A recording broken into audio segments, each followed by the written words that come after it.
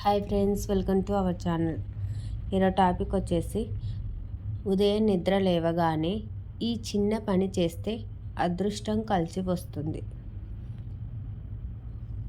మనిషి ఎన్నో రకాల సమస్యలతో సతమతమవుతూ ఉంటాడు.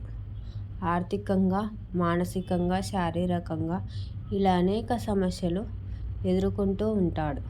అయితే మన పెద్దలు చెప్పిన కొన్ని నియమాలు పాటించడం వలన కొన్ని సమస్యలు, చిక్కుల నుండి బయటపడడంతో పాటు మంచి జరిగి ప్రశాంతత కలుగుతుంది.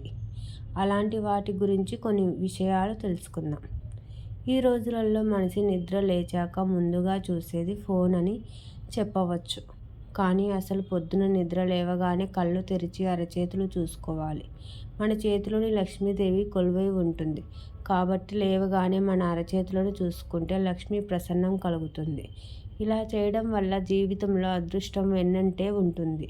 అలాగే నిద్రపోయే ముందు ఓం నమఃశివాయ అని 11 సార్లు జపించి ఎవరితో మాట్లాడకుండా నిద్రపోవాలి. అలాగే తెల్లారి మెలకువ వస్తుండగా హరి హరి అంటూ 11 సార్లు జపిస్తూ అరచేతులు చూసుకోవాలి. లేచాక ఇష్టదైవాన్ని చూడవచ్చు, లేదా ఎవరి ముఖాన్నైనా వారు అద్దంలో చూసుకోవచ్చు.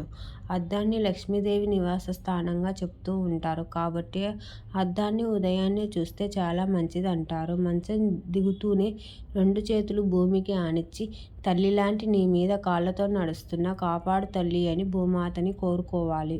స్త్రీలు ఉదయం లేవగానే తులసి చెట్టుకి, అలాగే పురుషులు సూర్యునికి నమస్కరించాలి. ప్రతి ఇంట్లో ఖచ్చితంగా తులసి మొక్క ఉండేలా చూడాలి. తులసి మొక్కలో లక్ష్మీదేవి నివసిస్తూ ఉంటుంది. ఉదయం సాయంత్రం తులసి మొక్కకు నెయ్యి దీపం వెలిగించి పూజించాలి. దీనివల్ల అన్ని కోరికలు నెరవేరుతాయని జ్యోతిష్య శాస్త్రం వివరిస్తుంది. పళ్ళు తోముకునేటప్పుడు తూర్పు దిక్కుకు తిరిగి మాత్రం తోముకోకూడదు. ఇంట్లో ఆడవారు రాత్రే గిన్నెలు తోముకొని పొయ్యి శుభ్రం చేసుకొని చెత్త అంతా బయట పడేసి వంటగది శుభ్రం చేసుకొని పడుకోవాలి. అలాగే పొద్దున లేవగానే ఇండ్లు ఊడ్చి శుభ్రం చేసుకొని స్నానం చేసి దేవునికి నమస్కరించి పొయ్యి వెలిగించి వంట మొదలు పెట్టాలి. వంట చేసేటప్పుడు మీకు ఇష్టమైతే భక్తి పాటలు, స్తోత్రాలు పెట్టుకొని వంట చేయండి. అది మీ ఇంట్లో వారందరికీ మనశ్శాంతిని, అదృష్టాన్ని కలిగిస్తుంది. మీరు అలా చేసిన వంట తిన్న పిల్లలకు చురుకైన బుద్ధి కలిగి మంచి మనసున్న మనుషులుగా తయారవుతారు. బొట్టు లేని ఆడపిల్లలను పొద్దున్నే అసలు చూడకూడదంట. అలాగే జుట్టు విరబోసుకొని ఉన్న భార్యను మగవారు చూడకూడదు.